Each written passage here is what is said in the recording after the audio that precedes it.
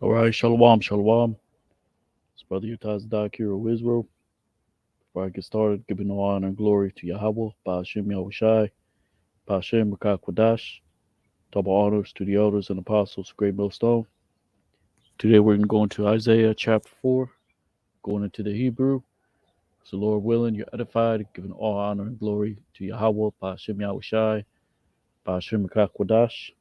Double honors to the elders and apostles, Great Millstone. So, we're going to go back to where we left off. In Isaiah chapter 3, the latter verses, and go into some etymologies. So we left off at 19.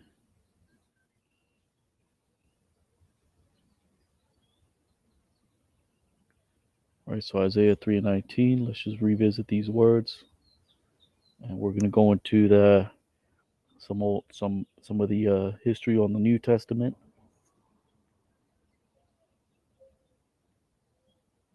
Right, so chains, which is not yapa.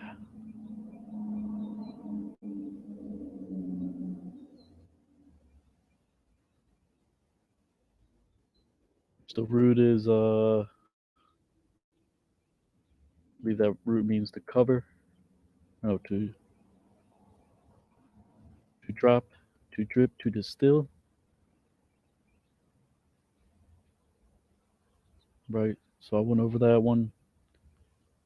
Bracelets, right? This could mean either bracelet or chain. Rael, that sounds familiar.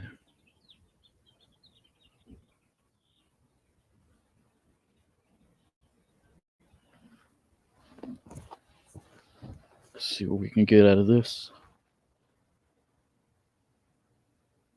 We have reeling.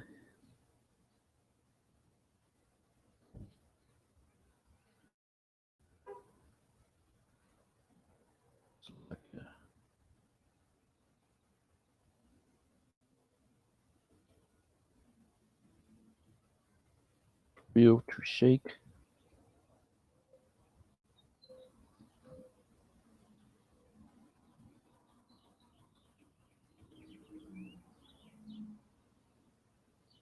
So to reel, which is a word for mufflers, right?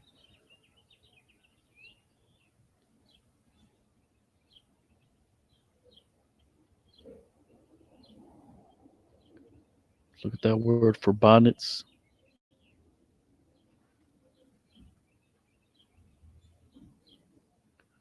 Headdress, ornament, turban.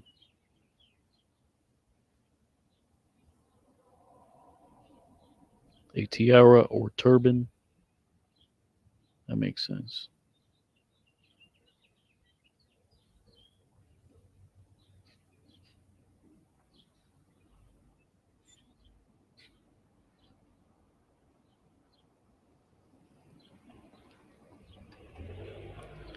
The root word is pa'ar,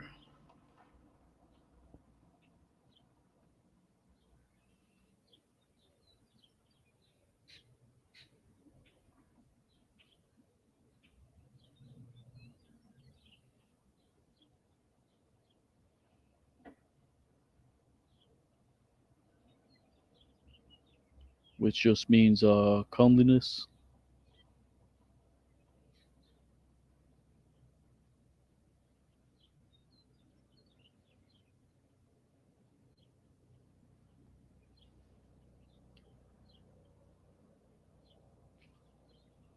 Ornaments of the legs, right? Went over that.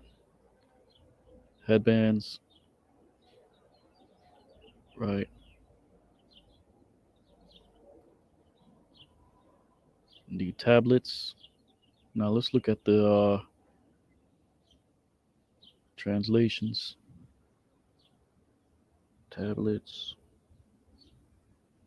perfume boxes, sachets of perfumes. Hmm.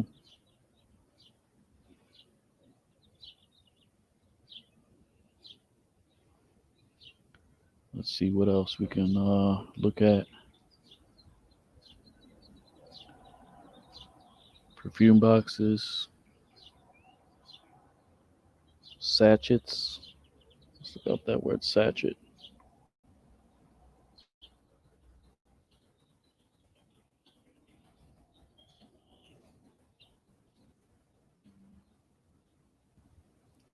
A small perfumed bag used to scent clothes.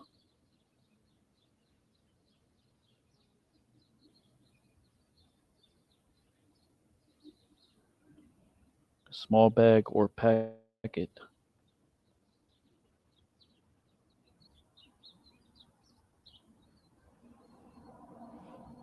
Which that makes sense because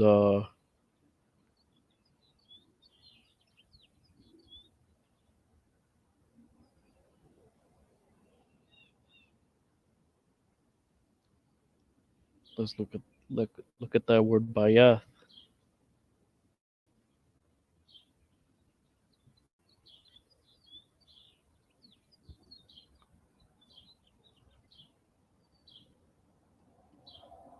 Which means house, dwelling within, place, receptacle. So it would be like a receptacle for the body, like a I guess like some kind of purse, right? We went over earrings,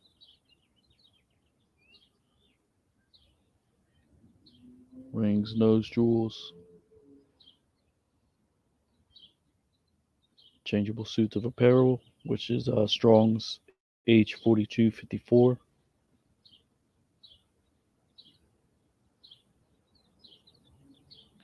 a robe of state,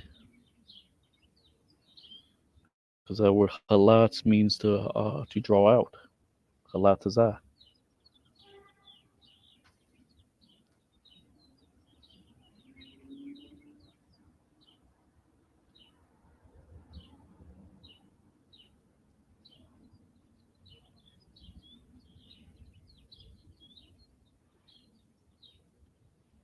Mantles, that word itap means to cover. Tapach, wimples. Let's look at the translation, the various translations. Outer garment, the crisping pin would be like a purse. Capes and purses, cloaks and purses, cloaks, handbags, shawls, purses,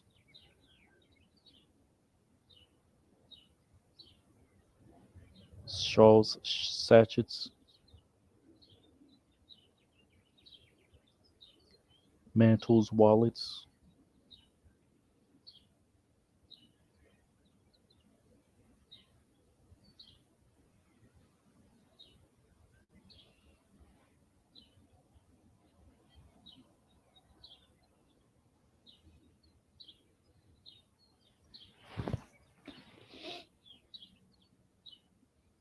Ma tapachtha,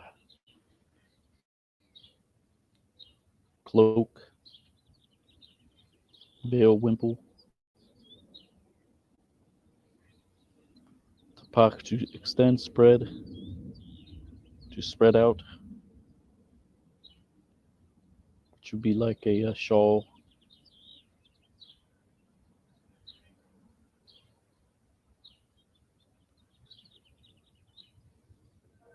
Crispy pins,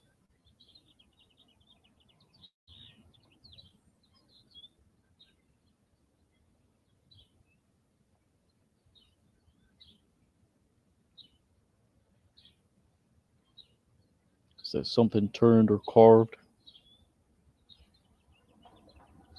Pouch, purse. So apparently there was Um, some of these pouches or purses they had put perfume in it, and there was a one to put money in.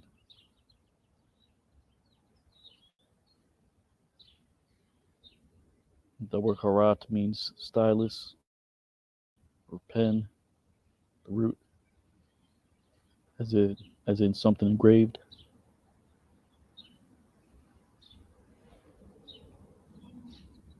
The glasses. Let's look at that root word. Galiwan, which basically means like a scroll or something wrapped around.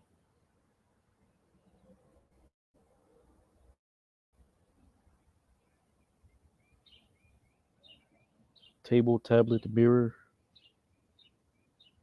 a tablet for writing, glass roll.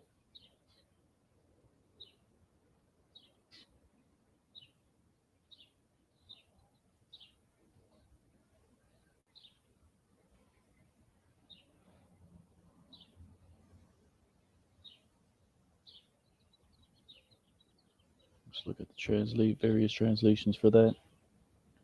So it's a mirror, which makes sense. A hand mirror.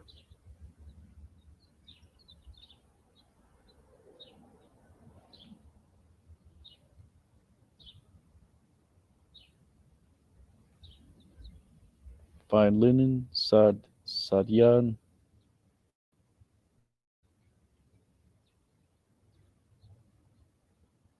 sheet, linen wrapper.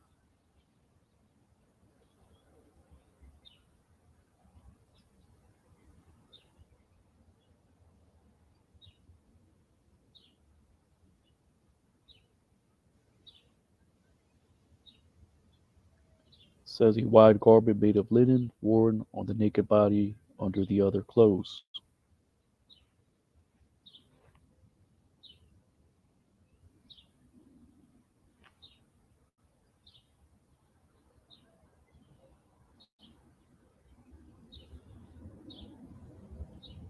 Linen wrapper.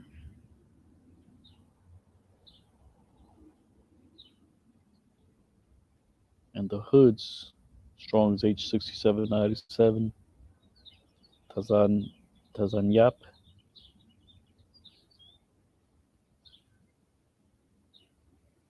a headdress or piece of cloth wrapped around, which is which it actually means mitri or turban.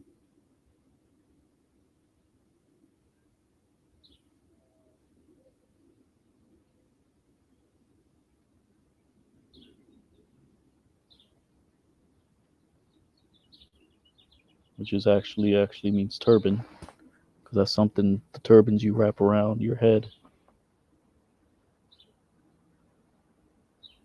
Dimitri is just like a right,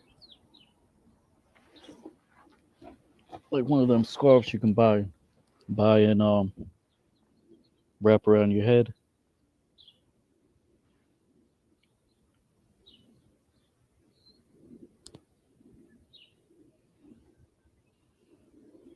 Says in the veils, Strong's H7289, Radyad. I believe that root means spread out.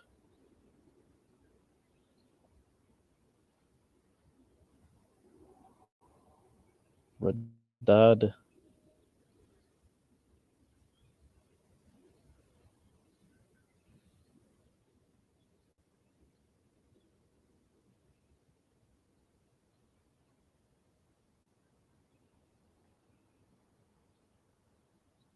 Let's look at the various translations. Robes, shawls,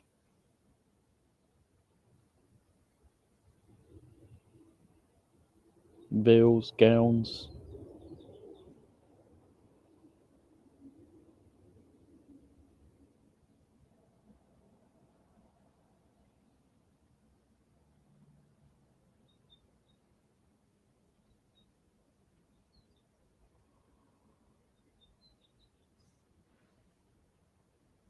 Pashab means a sweet smell. Mak, Strong's H 4716, which means doesn't actually mean stink. The word for stink is pa'ash, means rottenness.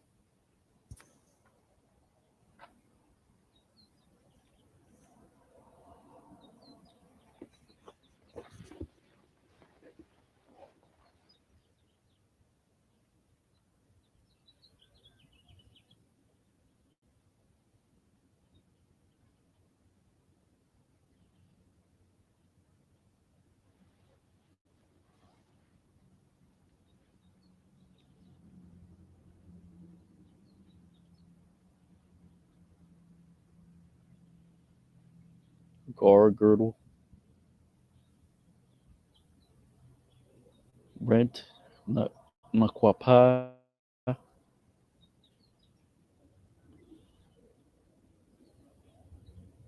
says here rope bound around a female slave or captive for a girdle.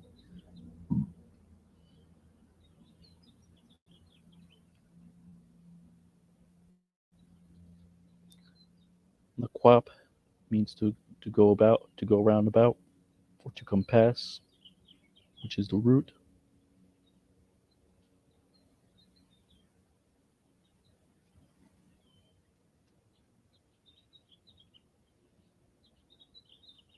which is why it says instead of girdle, rent.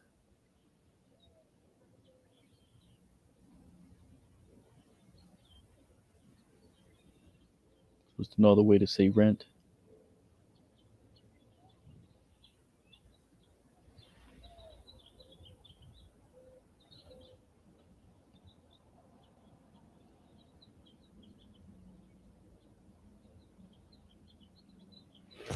The word for stomacher, patiagial, Strong's H 6614,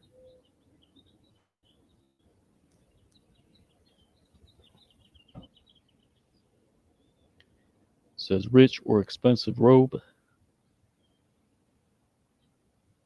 a stomacher.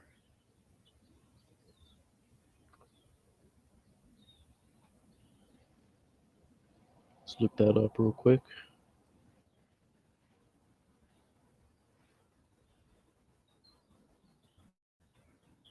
Shalom to the 144,000 and the great multitude that will be delivered out of America, Babylon the Great, right?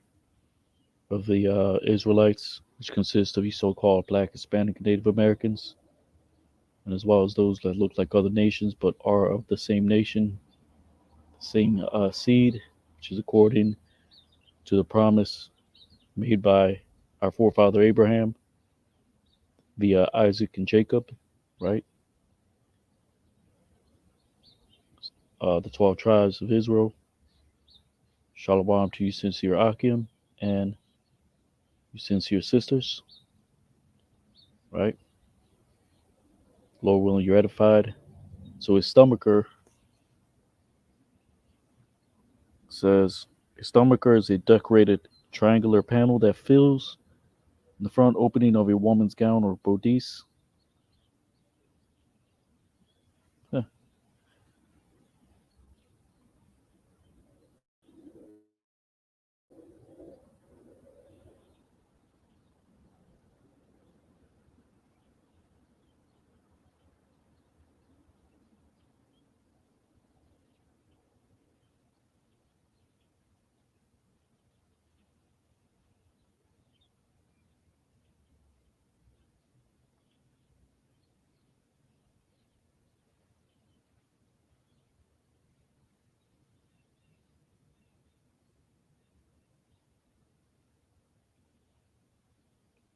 So word patha means to open.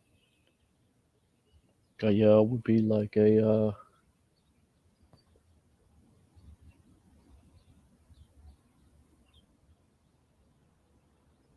something that is round.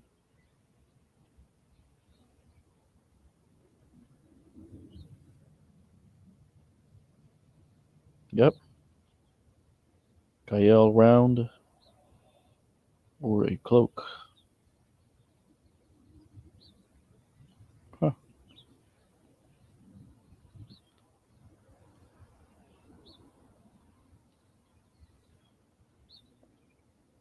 And that word kaya, which is the root, is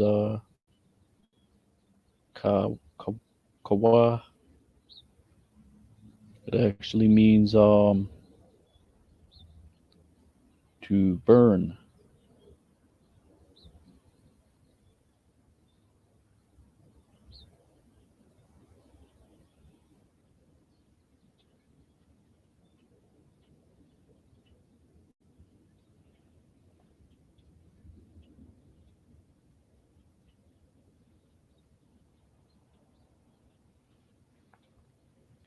The word math, men, it's another way to say men. That's speaking about men in general, right? Or mankind. You have a nash, but the word anash, the root, means actually weakened, because that's talking about men in their mortal state, right?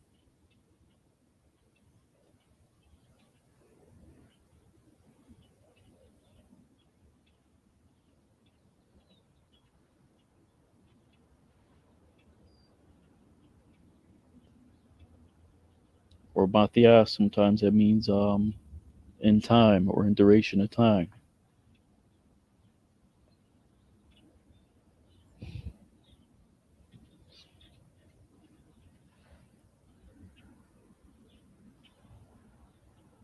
Ana, to lament, Strong's H 578, to mourn, groan, lament,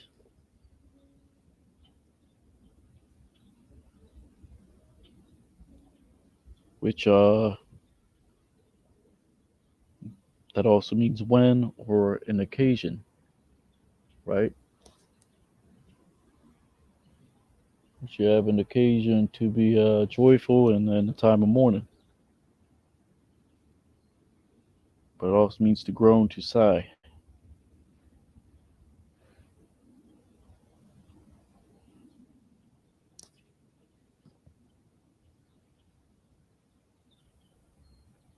Patach, door or gates,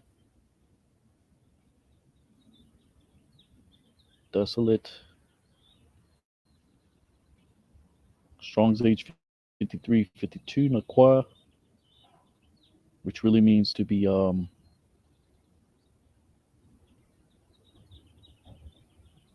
innocent,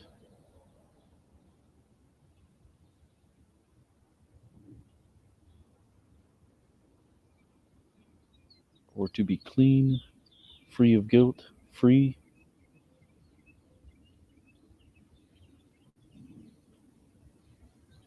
Like the saying in the world, to take you to the cleaners, right?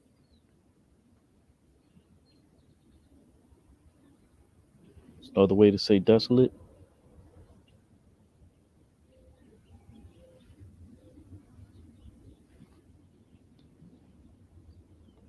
But anyways, let's go to chapter 4. The header is a remnant prepared, and we're going to go into some history in the New Testament. Salakia. History in the New Testament.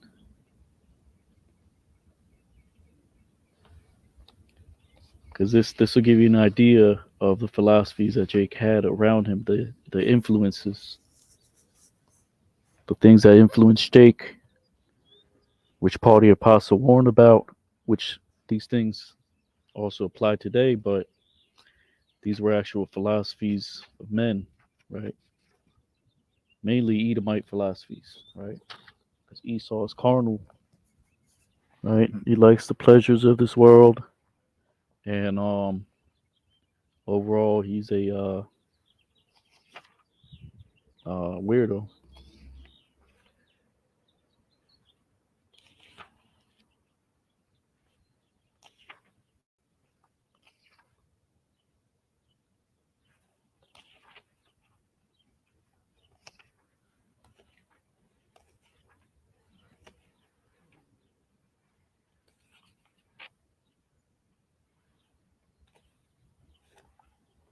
This is from the New Testament, its background, growth, and content. Bruce M. Metzger, right? Citing fair use, fair use. This is just for commentary purposes. So it says this is from page 62. Schools of philosophy in the Greco-Roman world. You have Platonism, which says among the numerous schools of philosophy that flourish in the Greco-Roman world, primacy of honor belongs to the system associated with the great Plato. Yada yada yada. Uh, from Socrates, teaching Plato, learned his method of dialectic. So he was a pupil of a philosopher named Socrates. The questioning of common assumptions from his teacher's character, he gained the conviction of indispensable primacy of ethical goodness in all relations of life. For 40 years, he taught at a school which he had established on the outskirts of Athens near the grove sacred to the hero Academus, hence the academy, which is where you get the word academy from, right? You got police academies, you got, right, particular schools that have that title academy. Um,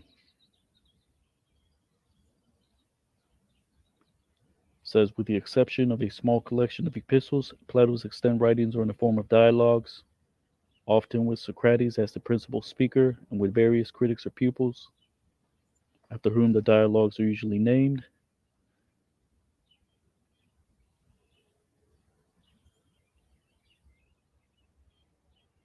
Says, unsurpassing literary or artistry, intellectual breadth, and moral seriousness, Plato's dialogues have exercised a deep and pervasive influence upon subsequent Western culture. Slovakia, 1 second.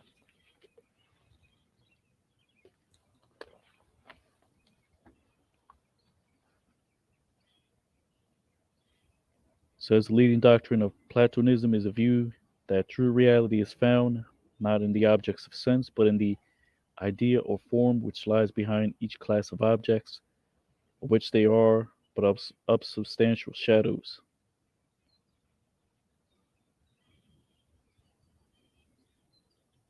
By grasping and participating in external forms which belong to the higher world, the soul attains its true well being and is lifted above the flux of becoming. The soul's external home is in the world beyond the senses, whereas the body in essential life is but its prison house and grave. To fulfill his destiny, man must escape the material world, search for the good, the true, the beautiful, and thus become assimilated to the divine. Just that word assimilated, right? In the Hebrew is mashal, Genesis chapter 3, right? That's what Cain loved that sin, right? And this sounds like some trippy, hippie, outer body experience, or I don't know. Sounds like witchcraft to me, right? The second one is Epicurus, which is from 342 to 270 BC. Says was a far greater person than the word epicure, derived from its name, would lead one to suppose. A man of blameless character and amiable disposition, Epicurus gathered about him in the garden which he had purchased at Athens a brotherhood of devoted followers, came to be known as either Epicureans or the philosophers of the garden, right? Which, again, all these things point to the beginning. Right? You have the the snake in the garden. You have the trees in the garden, right? Right. The trees were essentially the proto nations, right?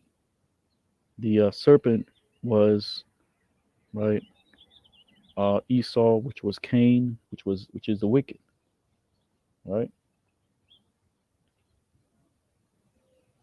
And that's what it sounds like. So this was another philosopher.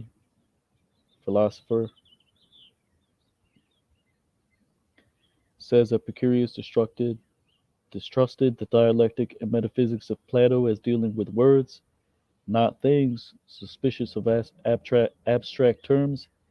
He appealed to the common sense of the plain man. He made sensation a standard of truth, declaring that internal feelings, the perceptions of sense, are always true and trustworthy. Man's wisdom lies in the pursuit of pleasure, right? Which is right what these Greeks and Romans used to do, right? They would have I forgot what book that was. I think it was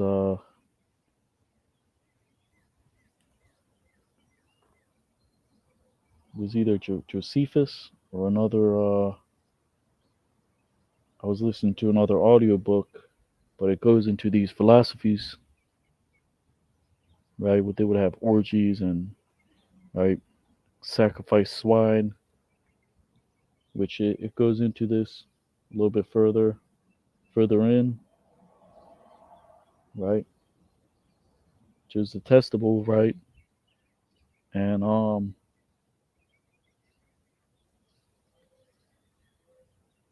it says by which he meant genuine happiness, not sensual enjoyment, and this entails the avoidance of excess of all kinds. The gods, if they exist, live in serene detachment and have nothing to do with human existence. Death brings a final dispersion of the atoms which constitute man's body and soul, which is where that doctrine of atoms comes from, which is really deception, right? Because Adam was a man, was a race of men. The Lord didn't create one atom, He created many atoms, right? So this goes into is how He perverts things, right? And this is where what is pushed on Jake, right? Confusion. These other uh, uh, man-made religions, these other religions, essentially, right? Christianity, Catholicism, Islam, right? All these things are meant to warp Jake's understanding, right? And Jake always has that itching ear, right?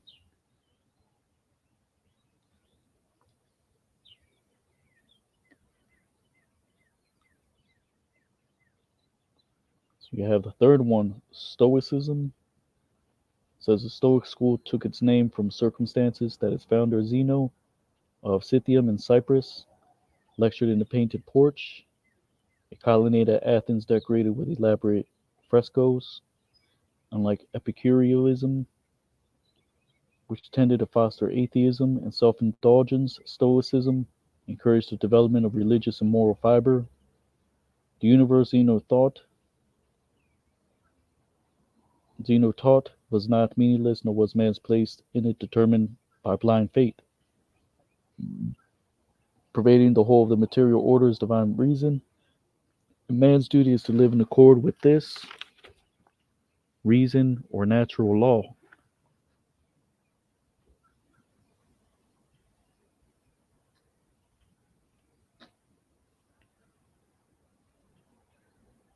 So yada yada yada. It says like other educated men of his day, the Apostle Paul was acquainted with a certain amount of Stoic teaching.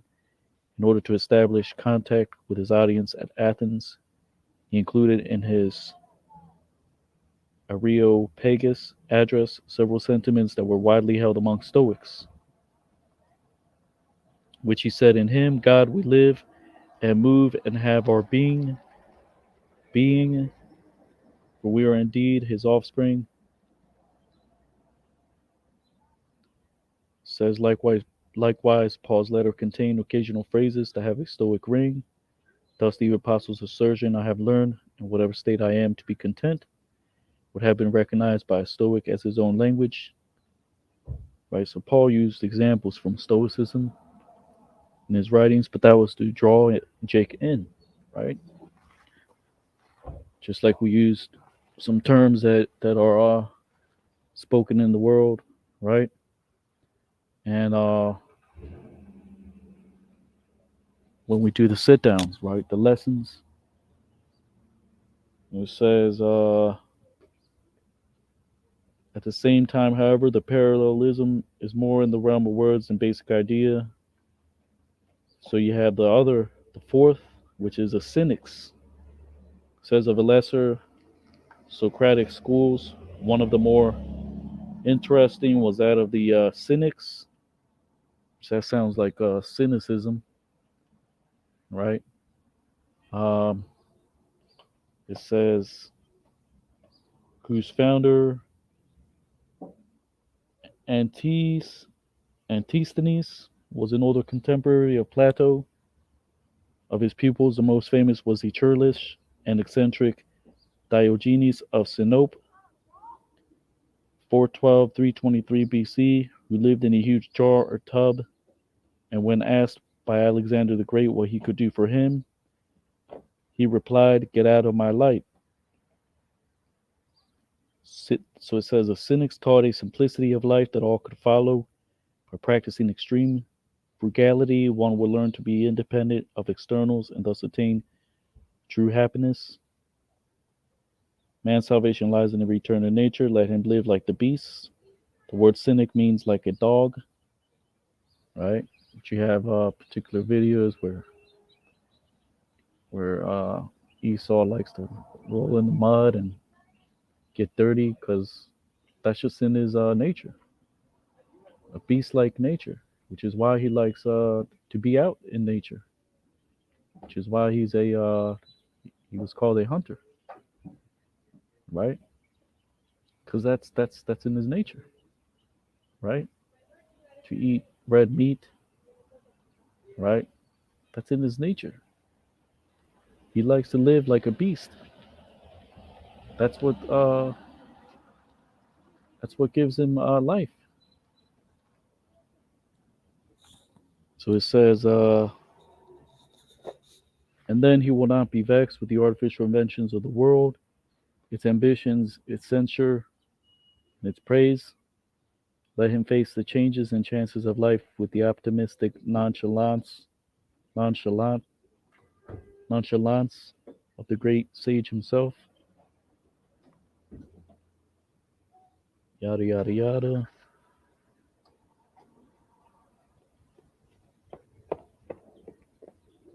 So number 5 says other philosophical systems.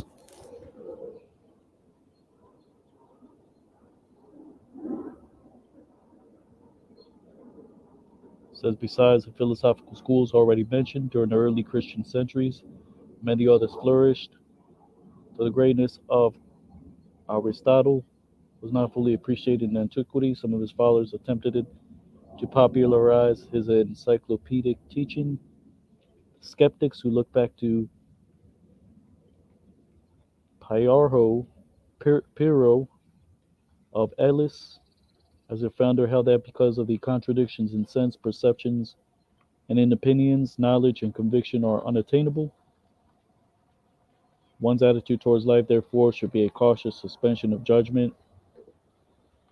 Says absolute difference to outward things and conformity to prevailing custom. Says the ec- eclectics, as their name suggests, selected that they what they regarded as the best features of various philosophical systems and acknowledged no single teacher as their master. That sounds like a Hegelian dialectic. It says on the borderline between philosophy and religion, with a strong dash of mysticism thrown in as well, was Pythagoreanism. Pythagoras of Samos, who flourished in the latter part of the 6th century BC, paid great attention to numbers and their application to weights, measures, and the theory of music, the octave. Right, so that's why Esau likes to measure and count the light years and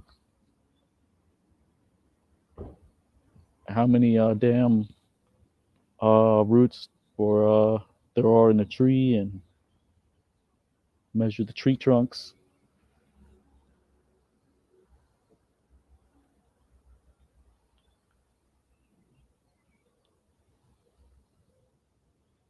Says he gathered about himself a group of followers whom he communicated secret symbols and metaphysical lore, including belief in the transmigration of souls. Right, which is what Esau does with his math algebra. Right, when you go into that symbol pi, it goes deeper into like right man's psychology and right his wants and his needs and etc. etc.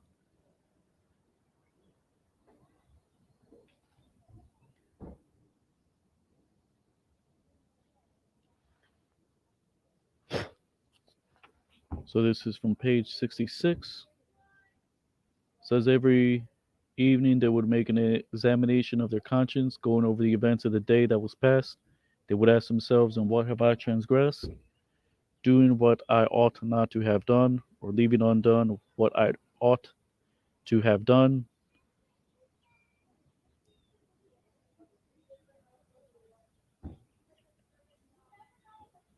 Says though Gnosticism took many different forms, a characteristic teaching of all Gnostics was the fundamental antithesis between the material and the spiritual universe, right? And then you have the mystery religions in the Greco-Roman world. You have the Elu- Eleusinian cult. It says the most highly regarded cult of antiquity, for which even Plato, who generally spoke depreciatingly, depreciating, depreciatingly of such cults, had only words of respect, was that located at Eleusis, a small town about 15 miles west of Athens. The ritual commemorated the ancient myth of Persephone, the daughter of Demeter, giver of goodly crops, who was carried off by Pluto to the underworld to be his bride. Distracted with grief, the mother searched frantically for her lost daughter. In retaliation, she refused to allow crops to grow, and consequently, no offerings were made to the gods. Finally, an arrangement was made with Pluto whereby per, Pers, Persephone, Persephone was permitted to be with her mother for a portion of each year. Yada yada yada. Says the Eleusinian rites involved preliminary instruction in lesser mysteries, celebrated in March at Agrae, a suburb of Athens on the banks of Eleusis, and the greater mysteries celebrated in September. Says these latter comprise stages of initiation, each becoming more solemn, cleansed by baptism in the sea and sprinkled with the blood of a sacrificial pig. The candidates march in festal procession to Eleusis, here within the huge hall of initiation. All right, so that's what the Romans and Greeks were doing, right? Sacrificing abominations. Says number two, the Mithraic cult. More archaeological remains of Mithraism have been found than that of any other mystery cult. Originally a god worshipped by the ancient Indo-Iranians, Mithra became prominent in a Zoroastrian pantheon as a mediator between man and the god of light, Ahura Mazda, carried westward first by the Persian military and later by the Roman. The Mithraic cult spread far and wide,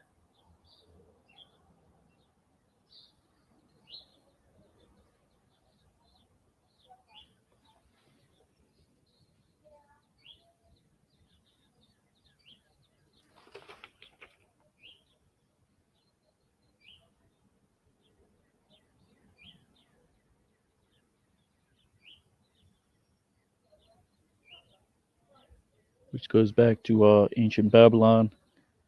Number three, the Isaiah cult. Says the essential elements of the myth of Isis and Osiris, preserved in pyramid texts in a treatise by Plutarch, included the following: Osiris, a wise and beneficent king, fell victim to the plotting of his wicked brother Set and Typhon, who hacked Osiris into 14 pieces and dispatched them to different parts of Egypt. Isis, wife and sister of Osiris, searched out and found all but one piece of the dismembered body, which she reassembled and carefully embalmed. After ceremonial event over the corpse, in which her sister Nephthys joined by means of magical rites. Isis revivified Osiris, who then received the title Lord of the Underworld and Ruler of the Dead.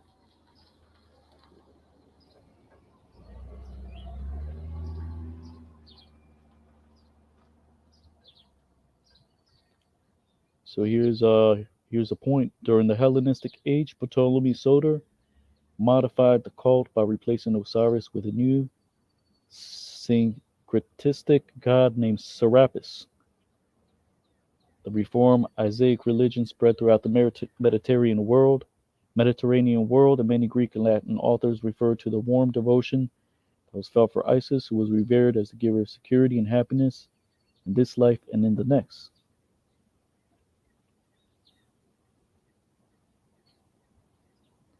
And you have number 4, the Dionysiac cult. Dionysus was the god of wine and of animal life. In order to attain communion with their god, the devotees of Dionysus, called Bacchantes,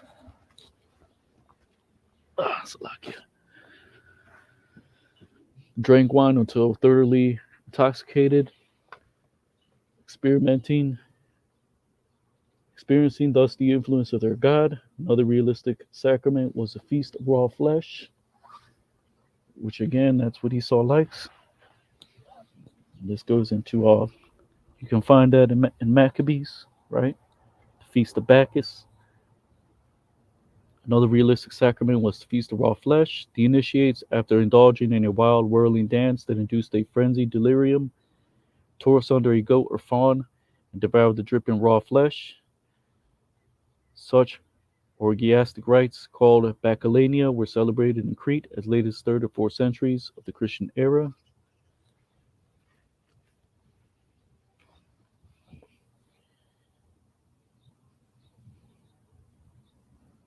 Right, so this is why the council in Jerusalem said to not eat things with blood in it, offered to idols. Right,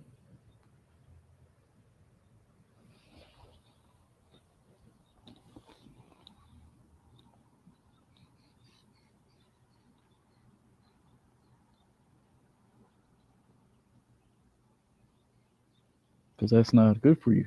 Right, and even right, like I said, all these things were to bring Jake in, right, back into the understanding. Uh, Number 5, the cult of Cybele. The rites of Cybele, or Magna Mater, the Great Mother, flourished first in Central Asia Minor and from there spread westward. The myth told of the death of Attis, a shepherd lad who was consort of Cybele, and its subsequent restoration by the goddess.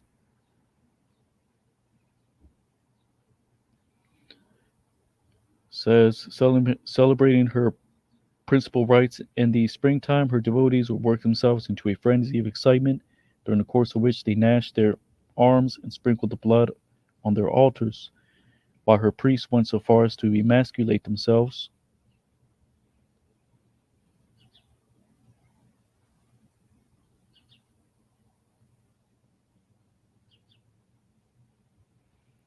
Says, as in the case of other mystery cults, the myth of Cybele and Attis represents the annual dying of vegetation in the autumn and is coming to life again in the spring.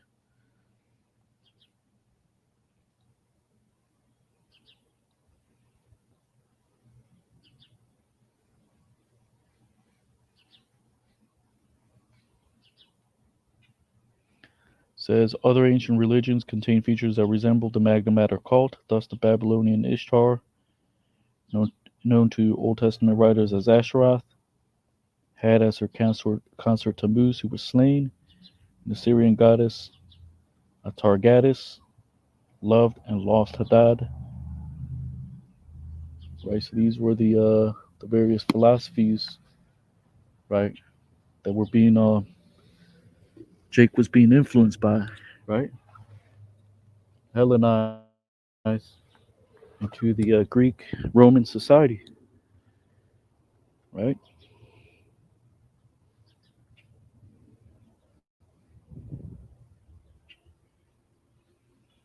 But anyways, let's get right into it.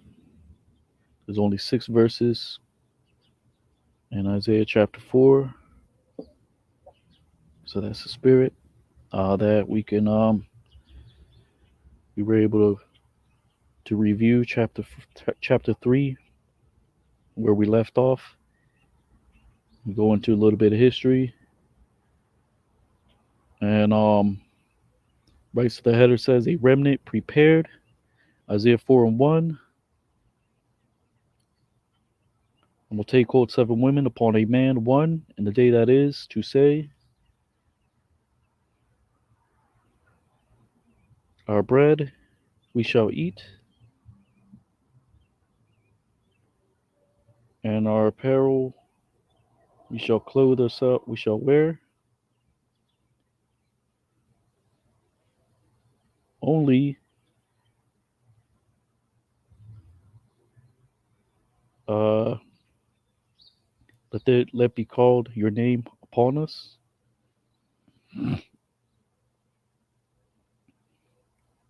to take away a sap, which means to gather. It's another way to say take away, or reproach,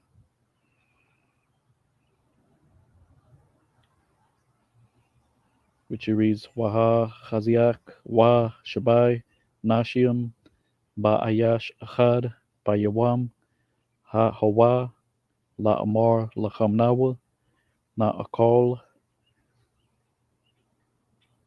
Wa Shamalah Nawa Na Labash Rakwa Yakwa Ra'a Shamka Al Yanawa Asap Harap Thanawa,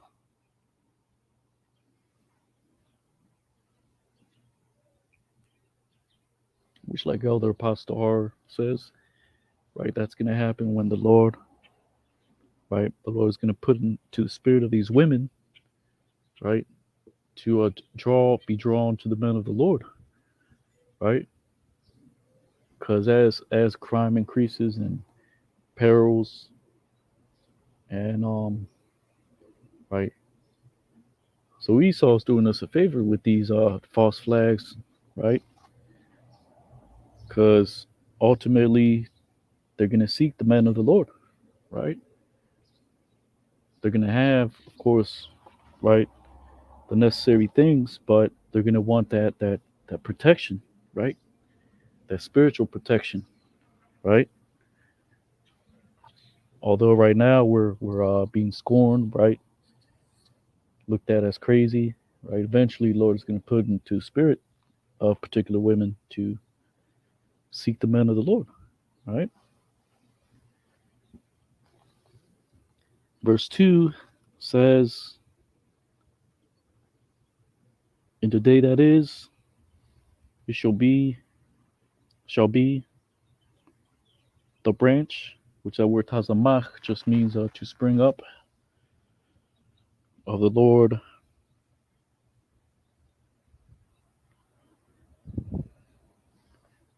That's that word I was looking for, tazabiyah, which means roebuck, gazelle, but it also means denoting splendor,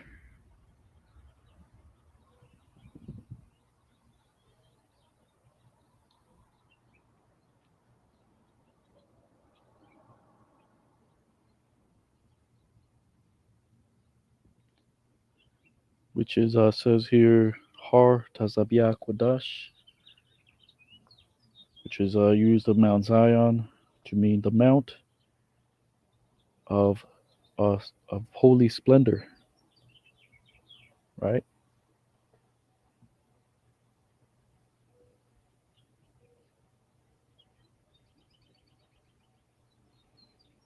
It also means gazelle.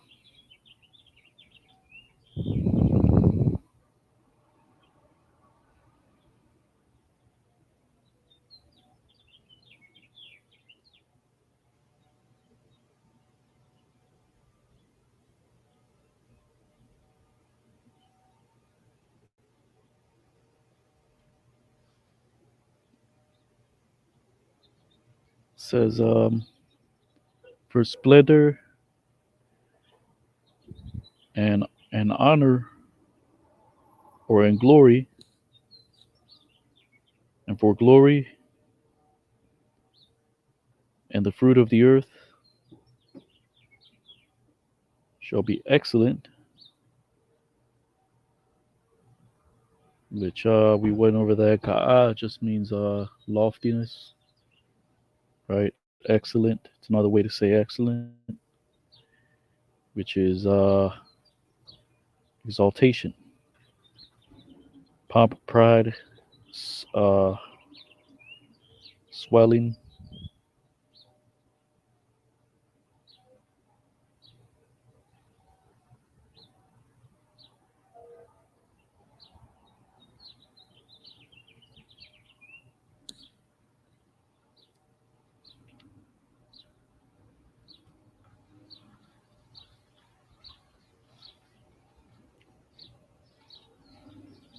And the fruits of the earth for excellency and for comeliness to those that escape of Israel.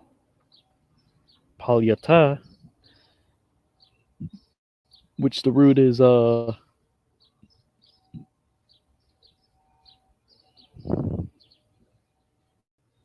palyat, to escape.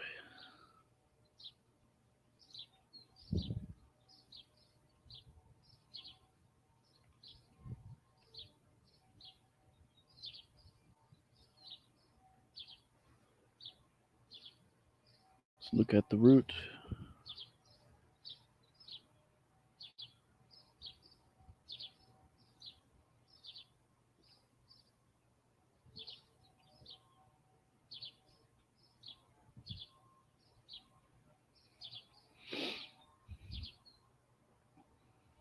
Palat, to escape, to be smooth, to sleek. So it actually means to slip away, right?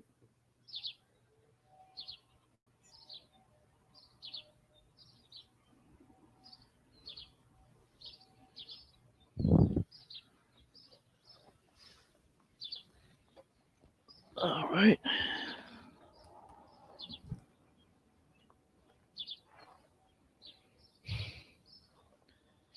So it reads by Yawam Hahawa, Yahaya, Tazamach, Yahweh, La Tazabiyah, Wala Kabad, Waparya, Ha'arataza, La Ka'awan, Wala Tha Pa'arath, La Paliyat Tha, Yasha'ala. Right? We just talk about Yahweh Shai, the branch of the Lord, right? And we are those that are abiding in that branch, right? I believe that's in the book of St. John. Um, let's get that real quick.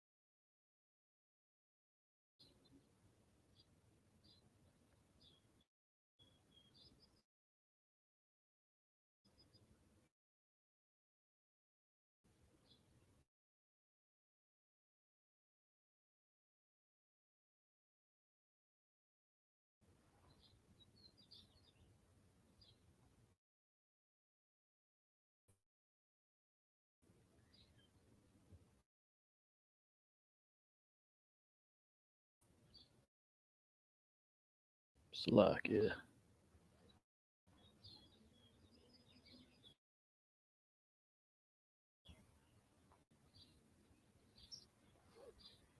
Bear with me once.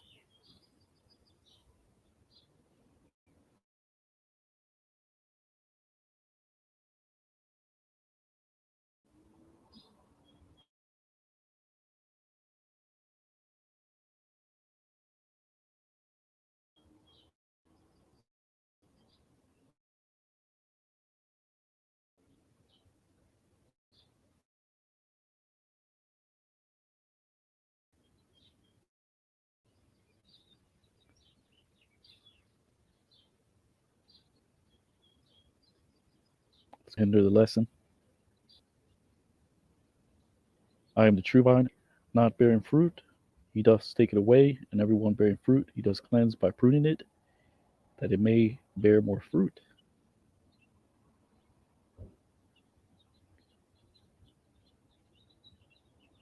Right? So the Lord has taken away these other camps, right? And they've already been found liars, right? IUIC, ISUPK, Sakari, right?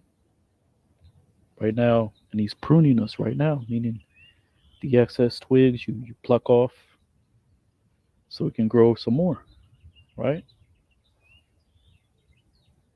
Sometimes we get cut by the word, and we grow via admonition, via right the grace of Yahweh Bashmi Shai to let us continue in this word and right in order to bear more fruit, right?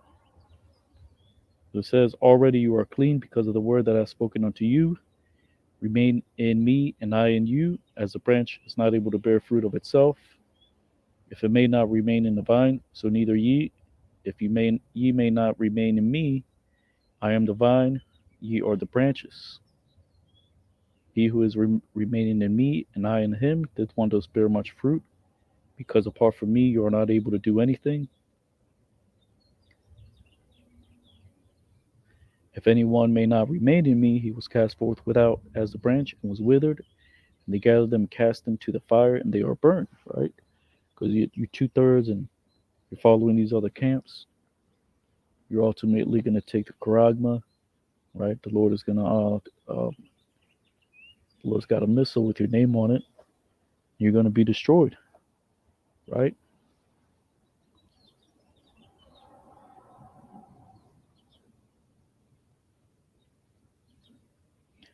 Verse 8, "And this my Father glorified, that you may bear much fruit, and you shall become my disciples." Right? A disciple is goes back to the word discipline. The Hebrew equivalent is lamad, meaning to learn, right? So when we came into this thing, we were learning, right? Those that are able to continue in the Lord's grace will eventually become teachers, right? If that's your lot, right?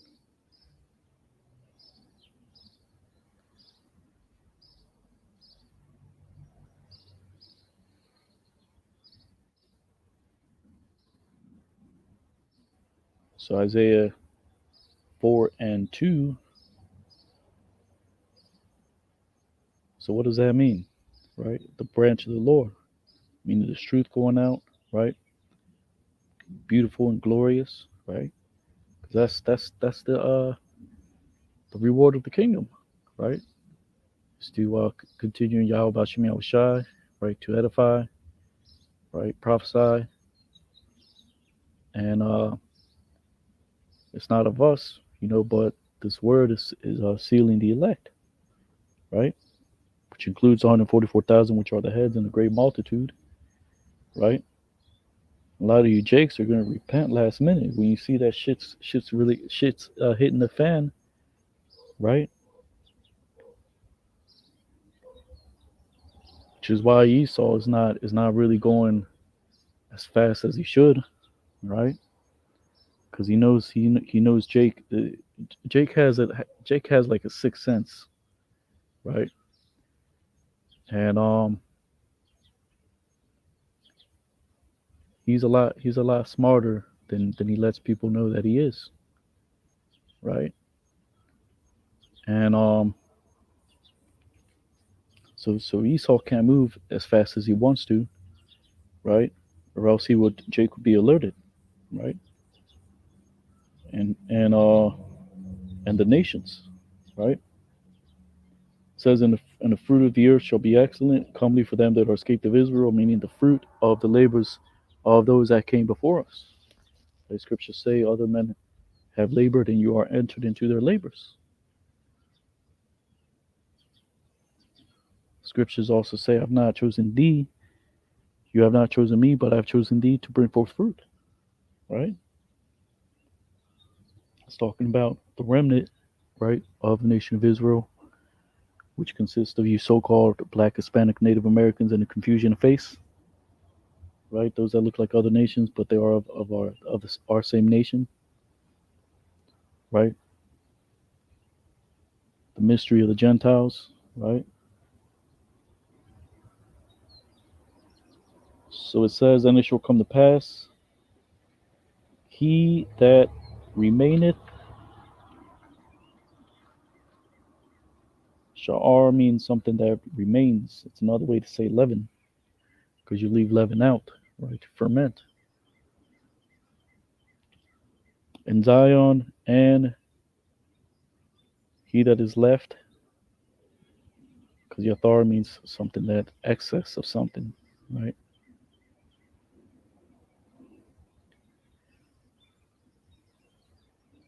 And Jerusalem shall be holy. Uh, he that is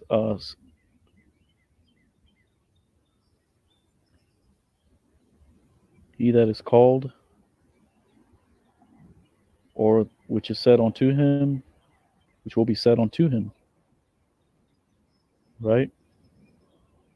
All that are written unto life in Jerusalem, right? Because they're going to receive the word, right? They're going to understand the things that will come to pass, right? And they're going to, right, grow in this understanding, right? And be sealed ultimately, right? You're going to call upon Yahweh Bashem Yahushai, right? In the time, right, when Jacob's trouble comes to a full end, so on and so forth, right?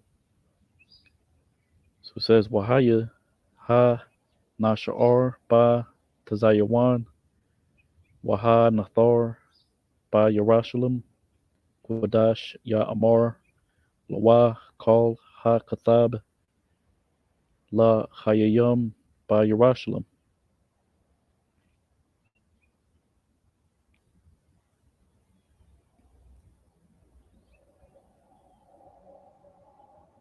Says lo and washing and which is washed, which has washed the Lord unto the filth taza'ah. The root word, it means something that goes out. Ba'a means to enter, right? But it's also denoting filth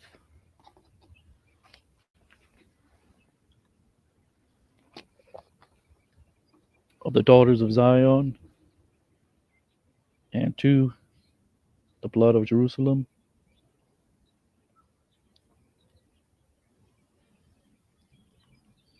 to purge it, the wach, to rinse, to cleanse by rinsing, to cast out, purge, to wash,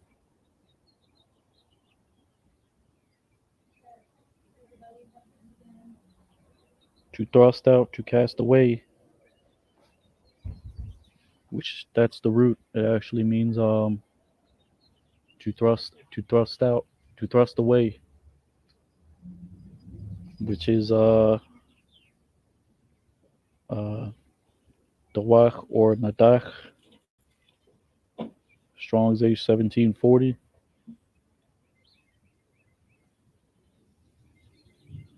But it's another way to say purge. The actual word for purge is barar,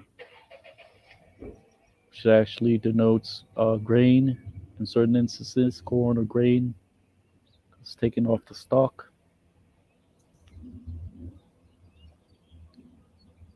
From the mist, as in the midst of the nation of Israel, upon the spirit of judgment and upon the spirit of consummation, as in a like scriptures say, the Lord hath determined a consummation in the whole earth, which reads, I'm Rachatazah Adanya Ata Taza'ah Banath Tazayawan Wa Ata Damya Yerushalayim Yadayach Ma Kwaraba Baraka Mashapat Wa Baraka Bayar. Because that's what some of you easy, are receiving the truth, right? Repenting from your wicked ways, right? Putting on that garment, which is the truth, right? Coming out of the world, right? To the blood of Jerusalem, right? To purge the blood of Jerusalem. Jerusalem. Why? Because 2/3 they're gonna be basically gonna be sacrificed when when the Lord destroys them, right? To purge the evil, right? Off the earth. You 2/3 are gonna feel that fire, right? By the spirit of what? Judgment, right? This word going out. 2/3 not hearkening, and then the Lord is sending the spirit of burning, right? Speaking these things, and then those things coming to pass, right? When the Lord scorches the earth.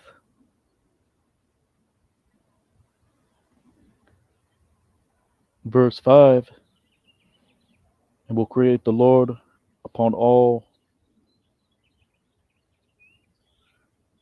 Makawan. It just means Kawan means to prepare. There's another way to say dwelling. Upon all dwelling,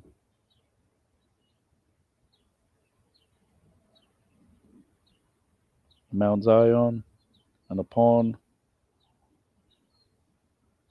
her assemblies, a cloud by day and smoke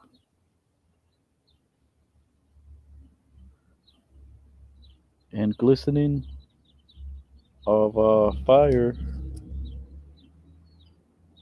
flaming by night, because upon all glory shall be a defense.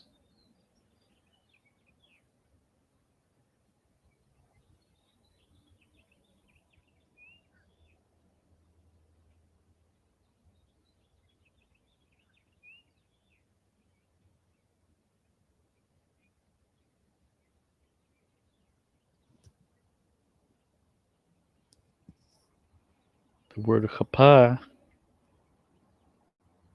Strong's H 2646, chamber room, canopy, closet, canopy, chamber, covering,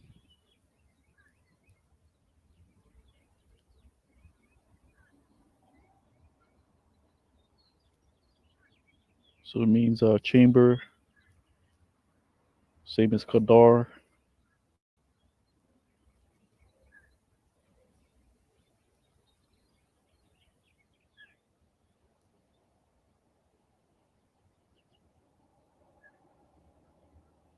so it reads wa bara Yahweh al kal makawan har tazayawan wa al makwara ainan yawam wa aishan wa naga ash lahaba layala kaya al kal kabad kapa.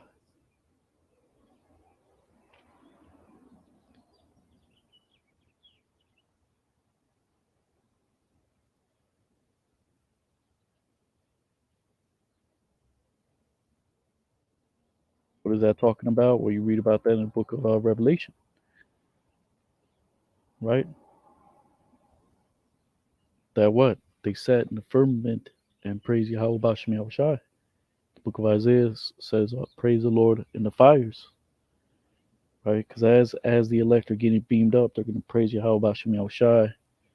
They're gonna be in the fathership in the firmament, watching the desolation of America, Babylon the Great. When the Lord brings thermonuclear fire, World War III, martial law, FEMA camps, the RFID chip, which is a mark of the beast,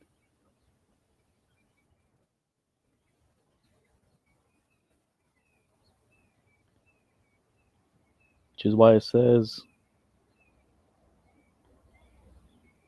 and will create the Lord upon all that dwell in Mount Zion and upon the assembly, right?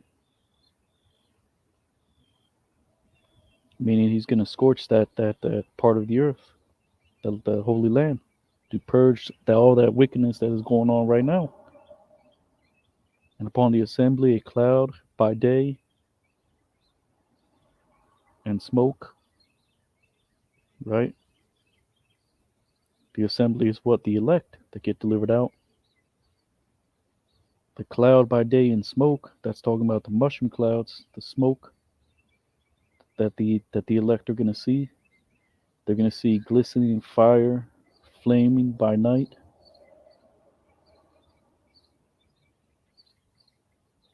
right?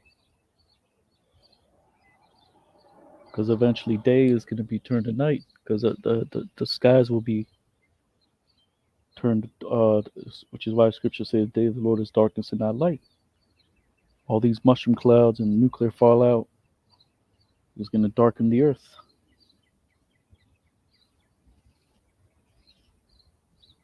Because upon all glory shall be a defense, right? Which is the fathership, right? The chambers, like Scripture say, enter thou into thy chambers until the indignation be passed. It's talking about the elect getting delivered and being brought in the chariots. All the elect in one ship, like Elder Apostle Tahar says. That's crazy when you think about it.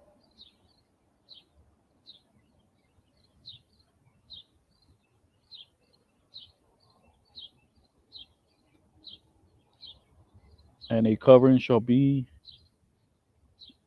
for a shadow by day from uh from the heat, which Harab, it actually means to be parched, to dry up, right? From right, because heat dries up the earth, and a refuge and a hiding, because that word sathar means to hide from the storm and from the rain, right?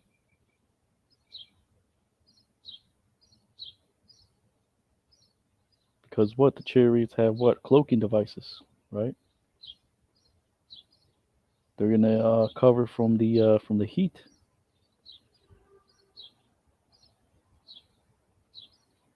A refuge, and will be as a refuge, right? To be covered, right, from the storm, right? Because you're gonna have people on the earth. You're gonna have because when there's nuclear fallout, when there's rain, all that is contaminated, right? Maybe like acidic rain, it'll start raining after World War III. You're gonna have Edomites. You're gonna have well, 2/3 are gonna be destroyed by then, and any Edomite that is in America, Babylon, great. But when you're on the other parts of the earth, right, that acid rain is gonna, like the land of Ham, Some of the Hamites are going to be there. Those that survived World War III, some of them are going to barely make it, and then the acid rain's going to hit down, and they're gonna melt. You know, and it's going to right. The waters can be typhoons and shit like that because that's what he means by the storm, right? Leviathan, the Lord's going to bring out Leviathan, right? The weather patterns are going to be thrown off, right? Earthquakes because of what?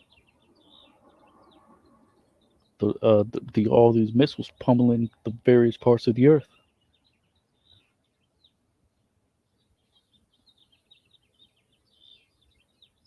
which reads Wasaka Thahaya La Tazal Ya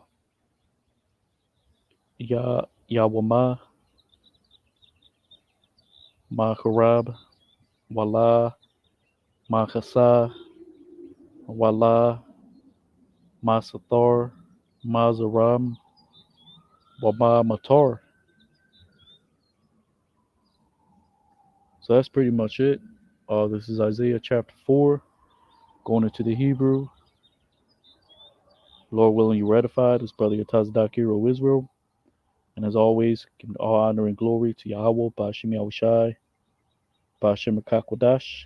Double honors to the elders and apostles of Great Millstone. Kwame Allah, Abad Ball, and Shalom.